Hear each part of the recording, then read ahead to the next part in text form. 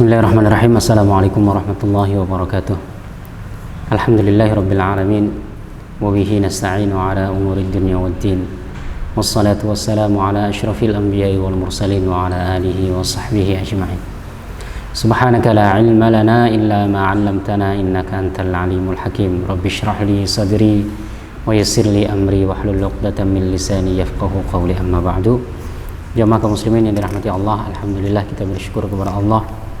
Pada kesempatan kali ini Allah masih pertemukan kita untuk kita melanjutkan kajian online kita dari materi Fiqhus Shiyam. Kita berpegangan pada kitab Syekh Yusuf Al-Qaradawi. Pembahasan yang terakhir kita bahas yaitu tentang Sahibul A'dzar, orang-orang yang diberikan rukhsah untuk tidak berpuasa.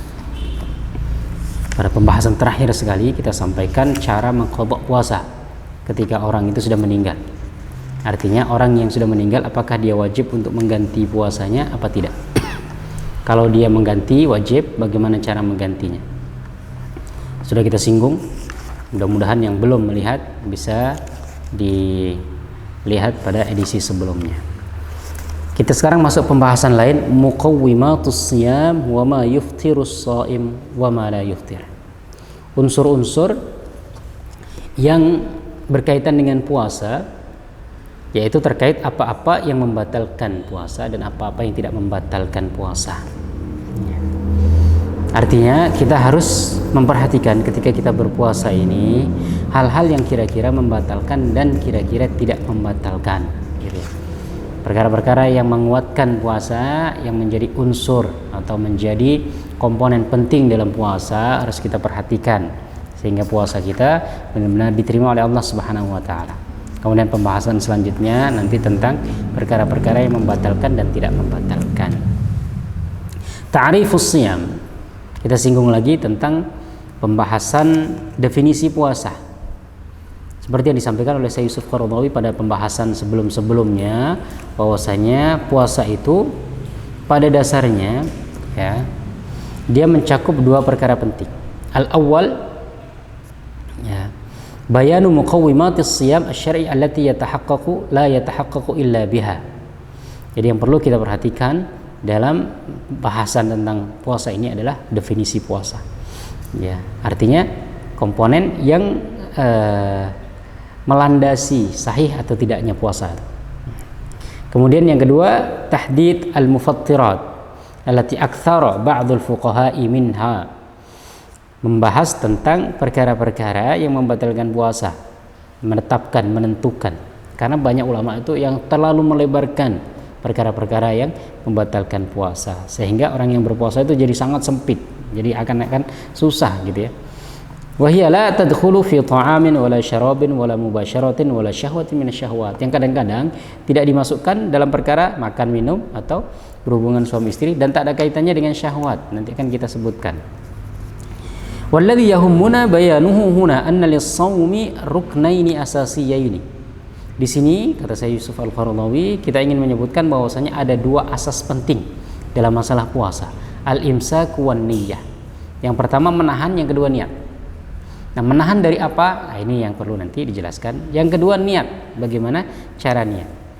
Wa na'ni bil awal al-imsak an syahawati at-ta'ami wal mubasyarati wa ma fi hukmiha tiwala yaumis shaum, yaitu menahan diri dari syahwat makan dan minum dan syahwat berhubungan suami istri, wa ma fi hukmiha, dan perkara-perkara yang masuk bagian dari keduanya secara hukum. Artinya yang dihukumi, walaupun tidak makan, tidak minum, ya, tapi dihukumi seperti makan dan minum. Contohnya apa? Contohnya merokok, ya kan? Dia nggak makan, nggak minum, tetapi dia dihukumi oleh para ulama sebagai makan dan minum, gitu. Atau mubasyaratun lisan, mendatangi istri, dan juga yang sehukum dengan itu, ya. Artinya ada orang yang mohon maaf dia mengeluarkan air mani tidak melalui hubungan suami istri. Ya, maka dia juga bisa membatalkan puasa. Wal murad bima fi hukmi ta'am wa syarab asyahwat allati i'tadaha ba'dun nas wa in lam yakun ta'aman wala syaraban mithlu tadkhin. Di sini disampaikan karena merokok itu dia melampiaskan syahwat. Syahwat apa? Syahwat perut, syahwat nafsu untuk mengonsumsi sesuatu. Kita dalam berpuasa ini kan harus menahan syahwat perut, makan minum. Nah, orang yang merokok, ini kan dia melampiaskan syahwat perutnya seperti orang yang makan begitu ya. Maka merokok ini harus ditahan. Alladzi yarahul mubtaluna bihi ahammu minal akli wasyarb. Bahkan orang-orang yang sudah kecanduan rokok ini, dia merasa lebih nikmat merokok daripada makan dan minum. Ya, artinya ketika orang merokok berarti sudah melampiaskan syahwatnya tadi. Syahwat ya, syahwat itu artinya nafsu makan minumnya atau yang semisal dengan itu. Wa huwa mamnu'un fi shaumi sawa'un kana an tariqi syigarah aw syisah aw al-madh.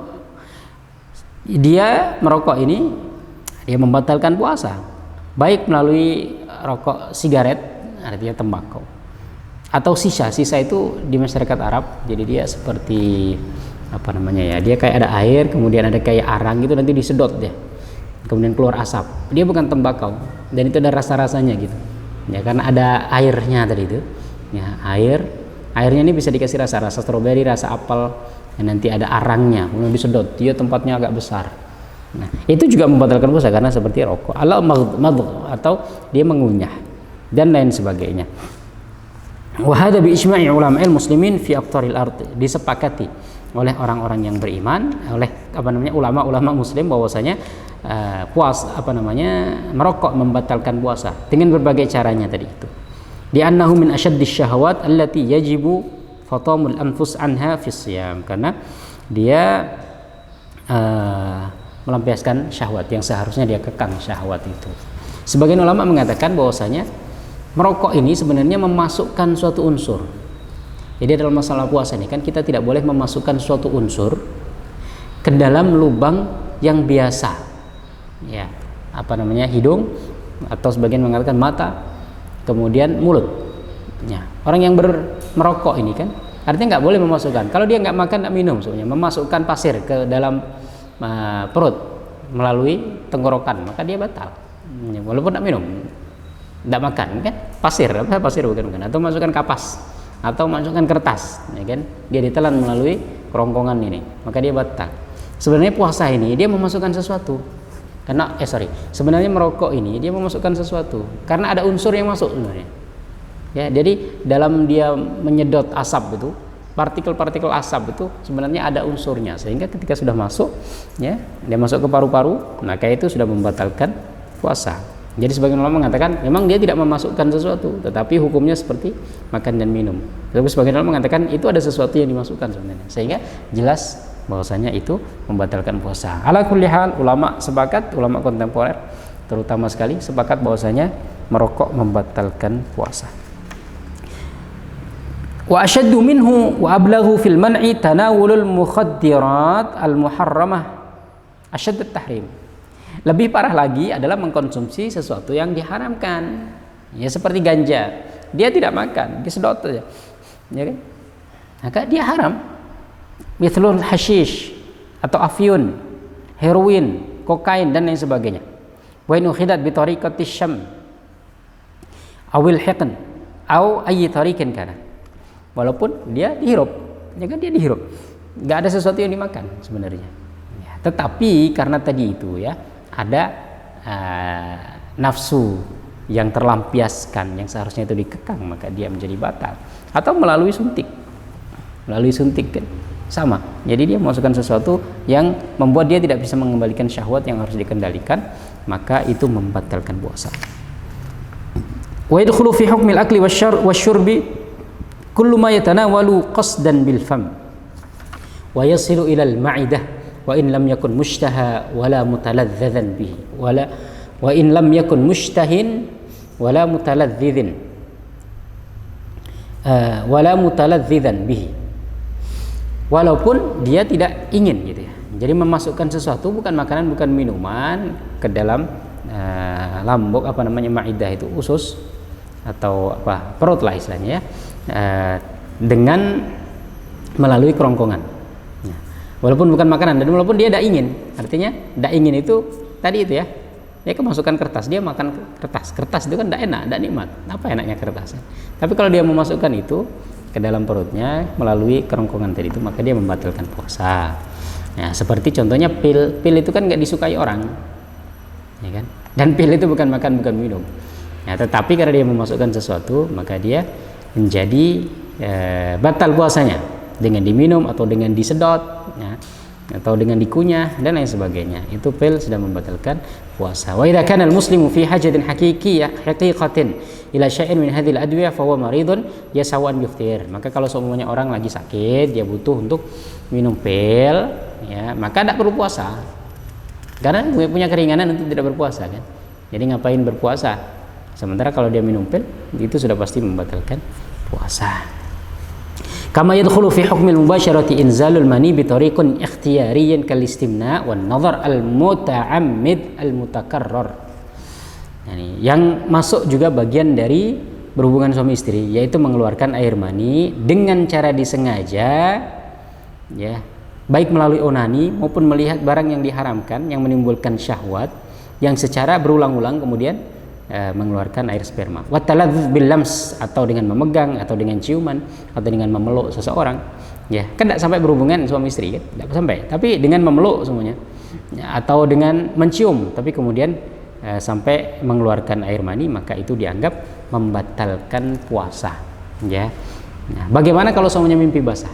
Kalau mimpi basah tidak, artinya orang tidur kan tanpa disengaja, tanpa keinginan dia, kemudian dia mengeluarkan air mani karena tidur tadi itu mimpi basah, maka tidak membatalkan puasa. Tapi di sini disebutkan inzalul mani bi tariqin ikhtiyariyyin, mengeluarkan mani dengan cara yang disengaja. Kalau orang mimpi basah kan tidak disengaja, dia keluar dengan sendirinya, begitu ya. Maka kalau disengaja dengan cara apapun, dengan cara melihat, dengan cara merangkul, ya, dengan cara onani, masturbasi dan lain sebagainya, itu semua membatalkan puasa sebagaimana berhubungan suami istri. Tetapi kalau caranya adalah kalau dia keluarnya itu karena mimpi basah, maka tidak masalah. Ini perlu diketahui ya. Jadi tadi di sini disebutkan oleh Syekh Qaradawi bahwasanya di antara perkara yang membatalkan puasa walaupun tidak makan dan minum, tapi dihukumi seperti makan dan minum adalah merokok, kemudian dia pakai obat-obatan terlarang tadi dengan cara disuntik atau dihirup atau dikunyah atau apapun, kemudian meminum obat, ya. Kemudian yang sehukum dengan berhubungan suami istri, ya tadi itu mengeluarkan air mani dengan cara yang disengaja. Selanjutnya, daruratun niyyah, pentingnya niat. Dalam puasa kita butuh niat. Karena ada orang tidak makan, tidak minum dari pagi sampai malam. Artinya dari fajar sampai terbenam matahari, tapi tidak dapat puasa, tidak dapat pahala puasa. Karena apa? Karena dia tidak ada niat. Contohnya apa? Contohnya narapidana yang mogok makan.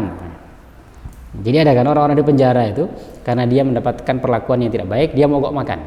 Dia tidak makan dari pagi sampai sore. Apakah dapat pahala puasa? Tidak dapat, karena niatnya bukan niat puasa. Maka niat ini penting. An-niyatu fis shiyam wa fi kulli ibadatin fardhah la budda minha.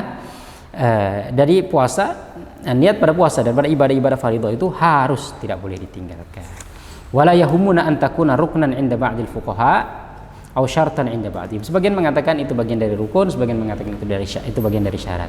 Tapi yang penting, yang pasti adalah bahwasanya niat bagian dari unsur atau bagian dari unsur penting dalam suatu ibadah, maka harus diperhatikan.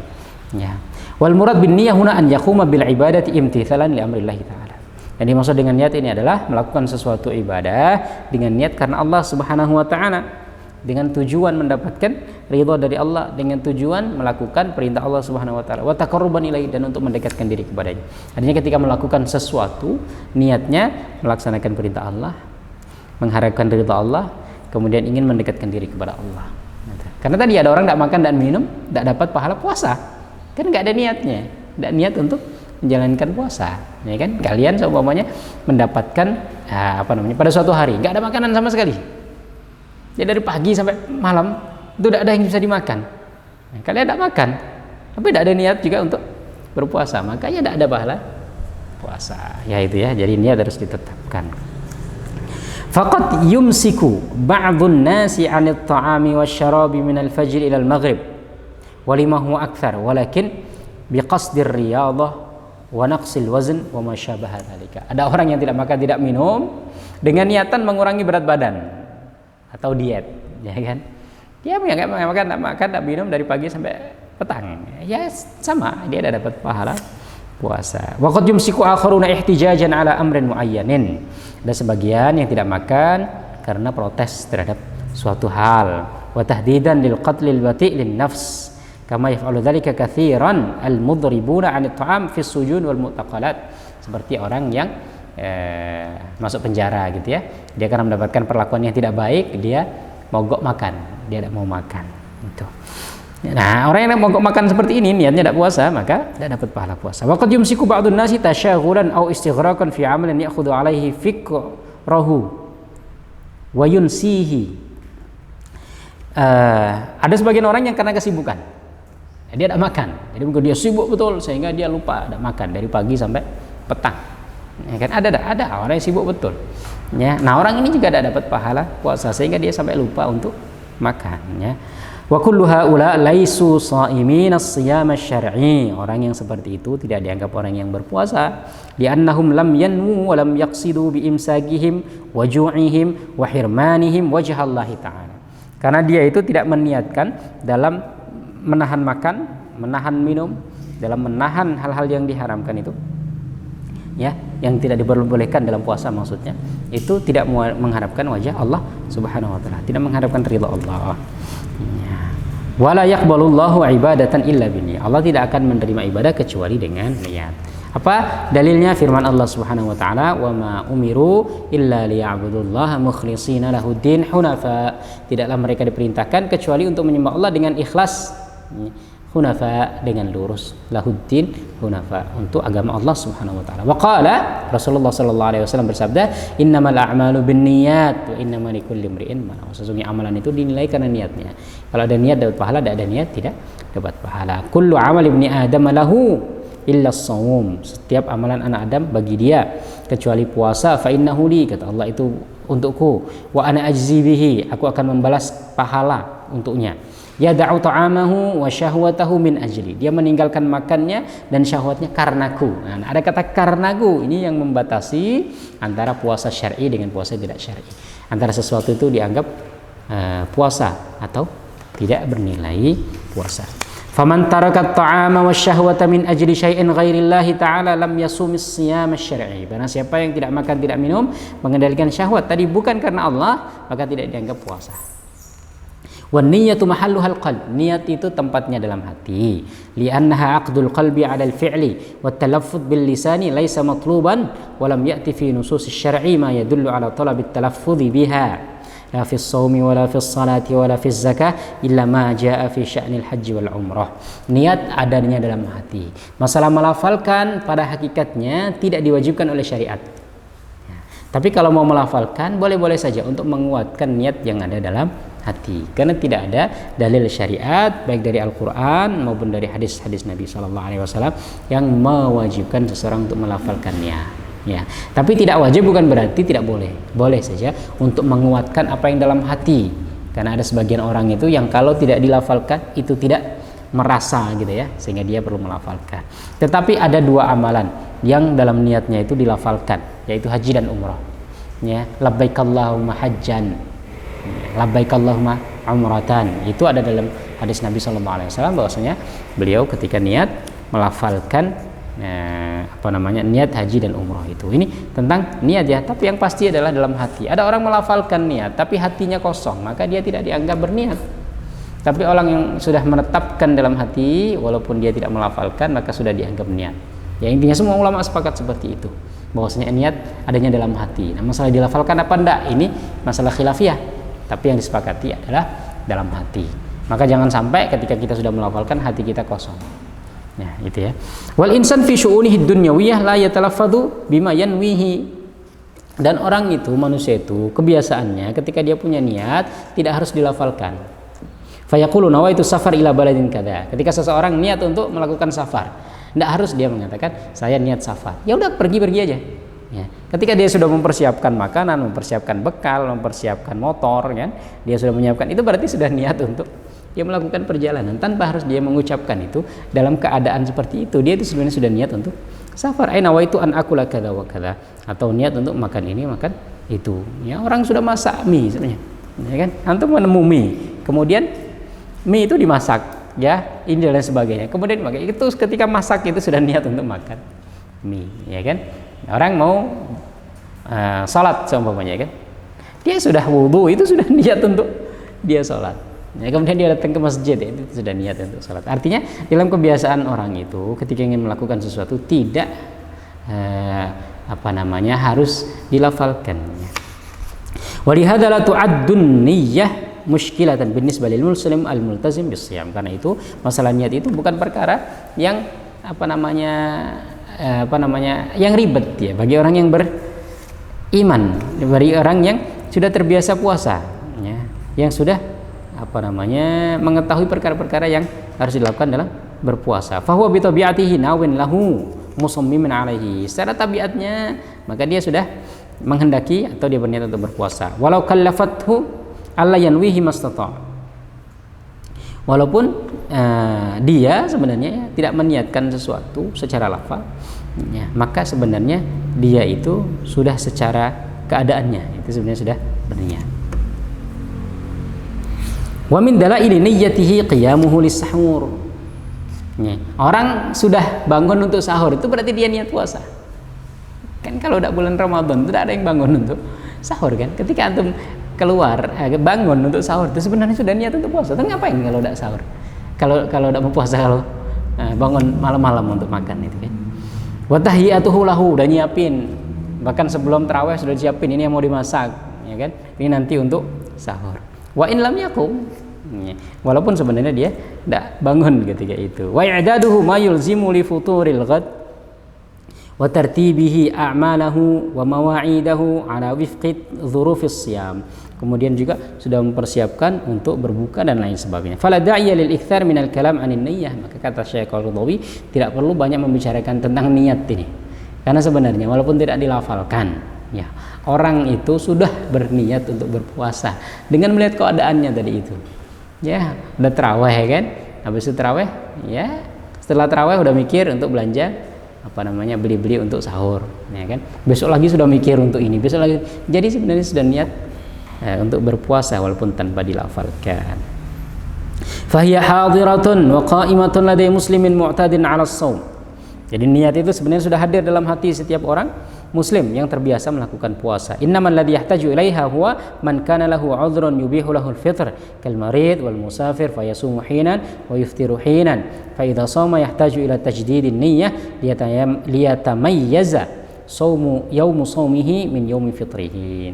Nah, jadi orang yang berpuasa tadi itu, yang sudah semuanya berpuasa tidak ada masalah, dia berkelanjutan, maka kata Syekh Yusuf Qaradawi, ya tidak perlu lagi untuk memperbarui niat setiap saat. Karena tadi itu dia itu sudah memperkirakan sebulan ini saya menunya ini itu dan lain sebagainya. Berarti sudah niat untuk dia berpuasa karena sahur, ya kan? Nanti puasa pertama begini. Jadi di awal itu dia sudah niat untuk 30 hari berpuasa. Yang perlu diperhatikan adalah orang yang mungkin ada hari-hari yang batal gitu. Jadi umpamanya perempuan yang haid, dalam suatu saat dia harus membatalkan puasa, kemudian dia harus puasa lagi, maka disitulah perlu tajdidun niyah, niatnya perlu diperbaharui lagi. Ya. Tapi orang yang berterusan, makanya di sini nanti disebutkan dalam pendapat Imam Malik membolehkan puasa itu diniatkan untuk sekali dalam sebulan. Jadi dalam sebulan kemarin saya niat puasa sebulan, ya sudah selesai. Ya kan? Karena apa? Karena puasa itu berkelanjutan begitu kan. Dan orang itu sudah mempersiapkan dalam waktu sebulan. Ya, tetapi kalau ada orang-orang yang di tengah jalan dia tidak berpuasa karena safar atau karena sakit atau karena ada halangan-halangan lain, maka hendaklah dia memperbarui lagi niat puasanya ketika dia hendak berpuasa untuk membedakan antara waktu dia berpuasa dan hari ketika dia tidak berpuasa. Wa minal lazim huna tahdidul waqti alladhi yajibu fihi insya'u niyyatis shiyam. Dan perlu diperhatikan di sini adalah menetapkan waktu kapan seseorang itu harus menetapkan niat puasa. Wa jumhurul fuqaha ala anna al-wajib huwa tabyitun niyyah minal lail. Pendapat mayoritas ulama mengatakan bahwasanya niat itu harus ditetapkan di malam hari. Ai iqauha fi juz'in minal lail qabla tulu'il fajr. Itu diniatkan sebelum terbit fajar. Kapanpun dari malam hari itu. Ya, habis antum berbuka, kemudian antum niat lagi untuk puasa besok, sudah boleh. Atau habis tarawih biasanya kan rame-rame mengucapkan niat berpuasa untuk besok. Atau seumpamanya 1 menit sebelum adzan fajar, adzan subuh, itu juga sudah boleh. Ini pendapat mayoritas ulama mengatakan bahwasanya niat itu ditetapkan di malam hari, kapanpun itu sebelum waktu tulu'ul fajr, terbitnya matahari, terbitnya fajar. Wastadallu bi hadits Ibnu Umar an Hafsah marfu'an. Ini sesuai dengan hadis Ibnu Umar dari Hafsah yang marfu', man lam yajma' as-siyama qabla al-fajr fala siyama lahu. Man lam yujmi' as-siyama qabla al-fajr fala siyama lahu. Wa makna yujmi' ay ya'zim. Barang siapa yang tidak menetapkan azam, keinginan, niat berpuasa di malam hari, maka dianggap tidak memiliki puasa. Wal hadits mukhtalafun fi raf'ihi wa waqfihi wa hasbuna anna al-Bukhari wa Abu Dawud wa Nasa'i wa Tirmidzi wa Ibnu Abi Hatim sahahu waqfahu. Hadis ini mauquf sampai kepada Ibnu Umar atau sampai kepada Rasulullah sallallahu alaihi wasallam. Ulama berbeda pendapat. Sebagian mengatakan ini hadis sampai kepada Rasulullah, sebagian mengatakan ini hadis cuman berhenti di Abdullah Ibnu Umar. Nah, tetapi Syekh Qardawi mengatakan di sini kalaupun semuanya hadis ini mauquf sampai kepada Ibnu Umar saja, maka hadis ini la yasluhu idzan lil istidlal ala ma ikhtalafu fihi, tidak bisa dijadikan dalil secara kuat untuk perbedaan pendapat. Oleh hadza kana thammata majal lil ikhtilaf fi waqtin niyyah mata huwa. Karena itu masih ada perbedaan, karena dalil hadis ini untuk dijadikan dalil itu tidak disepakati. Ya, dia mengatakan ini hadis mauquf sehingga tidak bisa dijadikan hujjah untuk pandangan yang lainnya begitu. Sehingga ada ikhtilaf, perbedaan pendapat dalam masalah menetapkan niat ini, kapan waktunya.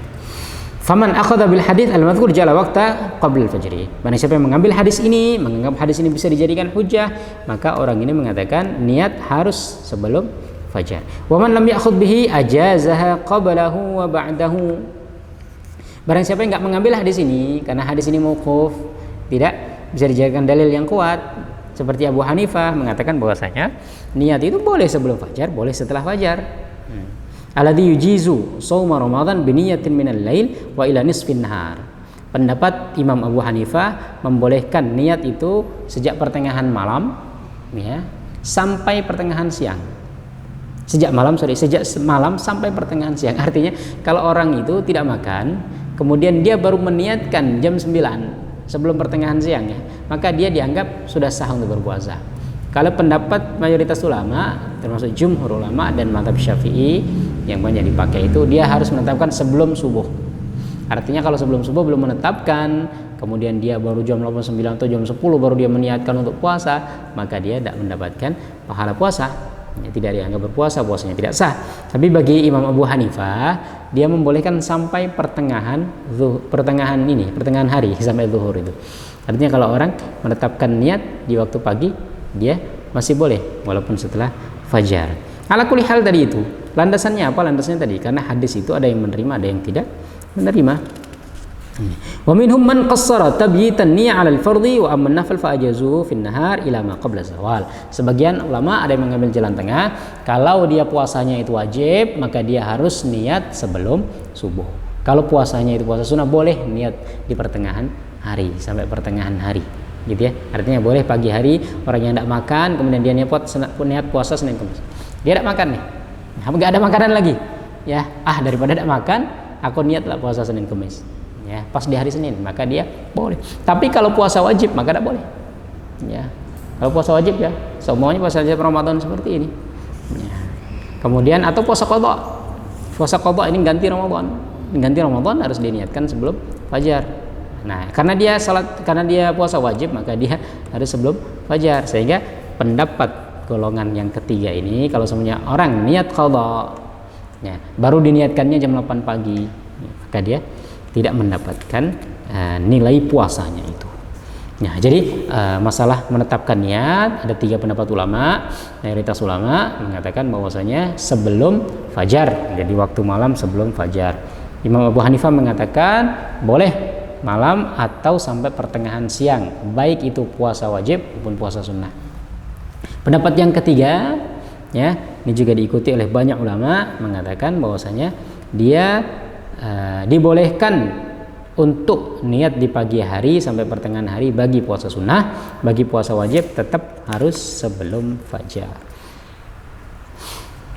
Wa hujjatuhum arwahu Muslim an Aisyah anna Nabi kana yadkhulu ala ba'di azwaji fa yaqulu hal min ghada fa in qalu la qala fa inni shaim. Dalilnya apa? Pendapat yang ketiga ini mengatakan bahwasanya dalilnya dari Aisyah radhiyallahu anha bahwasanya Nabi sallallahu alaihi wasallam sering beliau ini memasuki rumah istrinya di waktu pagi, kemudian tanya, ada makanan enggak?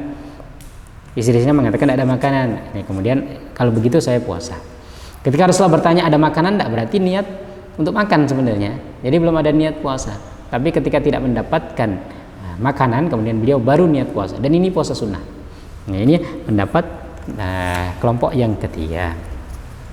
Wa kadzalika ma jaa fi sahihaini anna an-nabiy sallallahu alaihi wasallam hina farada shauma Ashura amara rajulan min aslam yu'adhdhinu fi an-nasi fi an-nahari ala kullu man akala falyumsik wa man lam ya'kul falyasum bal dhahaba ba'dhum ila jawazi niyyah ba'da az-zawal. Dan juga ada riwayat dari sahihaini bahwasanya suatu hari dahulu pernah diwajibkan puasa Asyura. Ketika puasa Asyura diwajibkan itu, Rasulullah SAW menyampaikannya di pertengahan hari. Benar, Rasulullah mengatakan sekarang sudah diwajibkan puasa Asyura. Barang siapa yang puasa maka hendaklah melanjutkan. Barang siapa yang belum ada niat puasa sampai sekarang maka hendaklah dia meniatkan mulai jam sekian, mulai saat ini. Jadi di pertengahan hari itu. Maka ini yang menjadi landasan orang membolehkan puasa wajib sampai pertengahan hari. Bahkan ada sebagian yang membolehkan sampai setelah zawal. Jadi di waktu zuhur masih boleh. Wallahu a'lam bishawab. Tetapi yang biasa kita pakai ya kita tetapkan sebelum subuh. Ya, jadi niat itu sudah ada sebelum subuh. Dengan cara apa ya? Dengan cara tadi kita sudah mempersiapkan sesuatu itu sebenarnya sudah masuk bagian dari niat kita ingin berpuasa karena Allah Subhanahu wa taala. Walaupun kita tidak sempat melafalkan, kita sudah mempersiapkan sahur, kita sudah ini itu dan sebagainya, itu masuk bagian dari sudah berniat.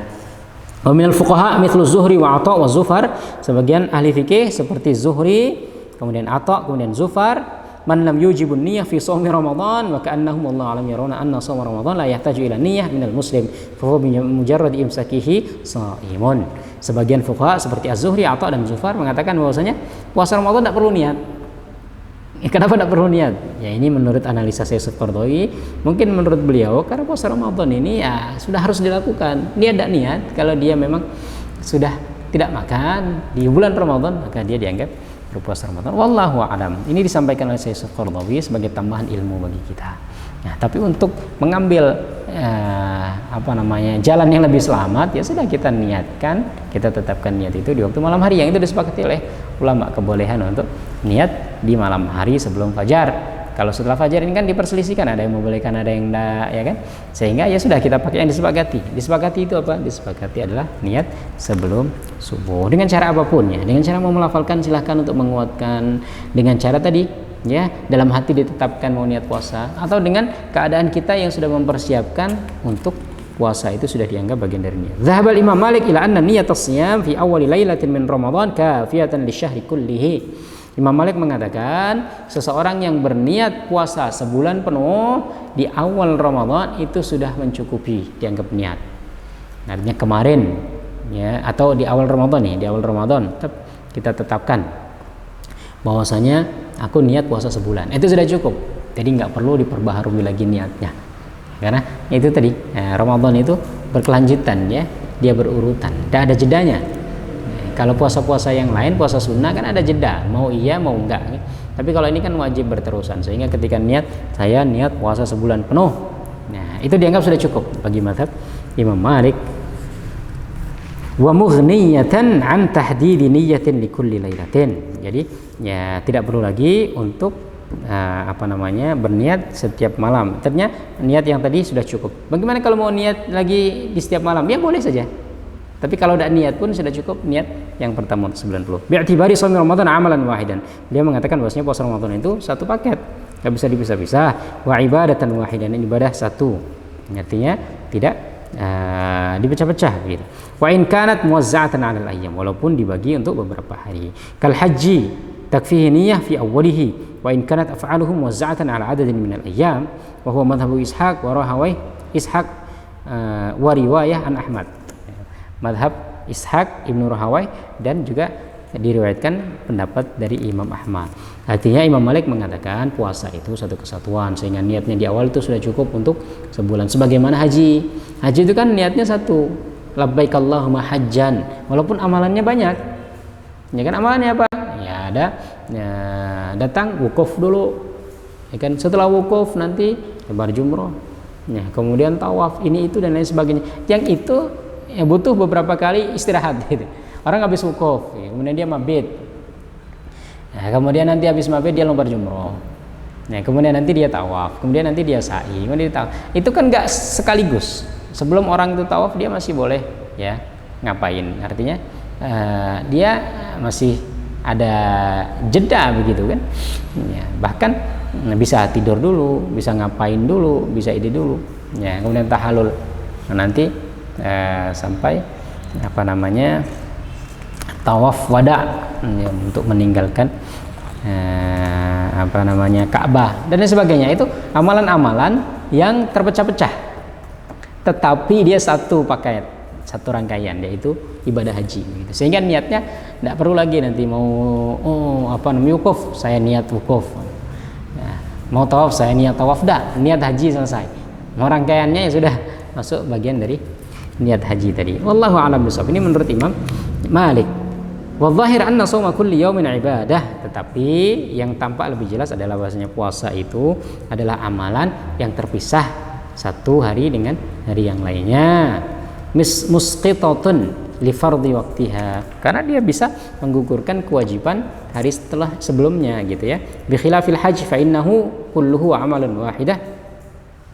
Wala yatimu illa bi fi'li ma ta'baruhu syara' min al-manasik wal ikhlal bi wahidin min arkanihi yastalzimu adamu ijza'ihi.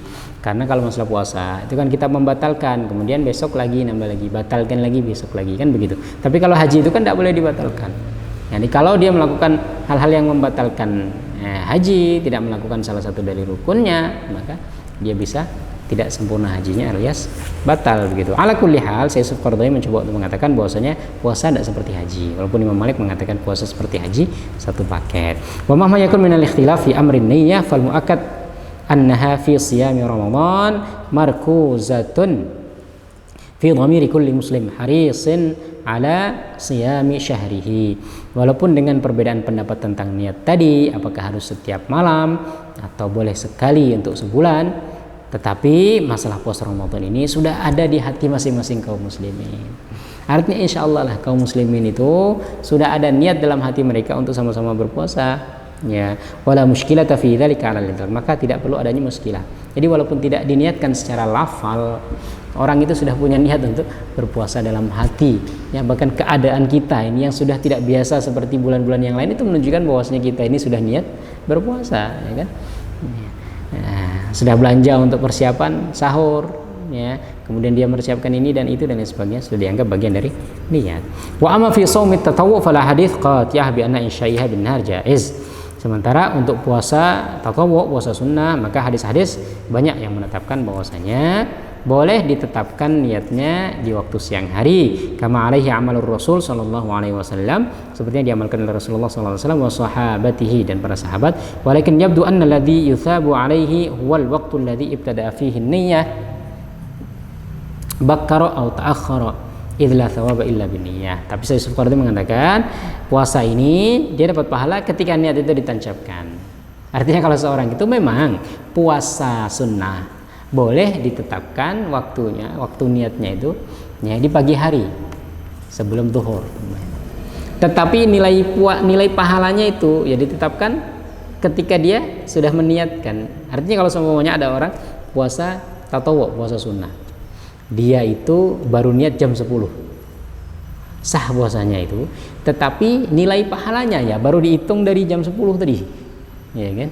Sebelum jam 10 udah dihitung sebagai pahala puasa. Karena apa? Karena tidak ada niat puasa. Ini kata Syekh Yusuf Al-Qaradawi. Tidak ada dalilnya, tapi ya ini pendapat beliau ya. Karena beliau berpatokan bahwasanya amalan itu diberikan pahala sesuai dengan niat. Orang ini kan belum ada niat. sehingga ya nggak diberi pahala. Tapi masalah pahala atau tidak itu kan kembali pada Allah Subhanahu wa taala. Kalau Rasulullah membolehkan, ya kita anggap boleh.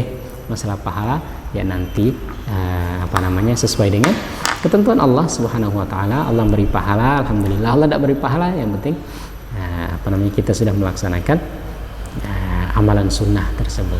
Wallahu a'lam bishawab. Ini yang bisa kita kaji untuk kesempatan kali ini, yaitu tentang perkara-perkara yang menjadi landasan atau unsur-unsur yang mempengaruhi kesahihan puasa. Ya, jadi pada kesempatan kali ini kita berbicara tentang niat. Kapan niat itu harus ditetapkan? Apakah di waktu pagi atau boleh di waktu siang?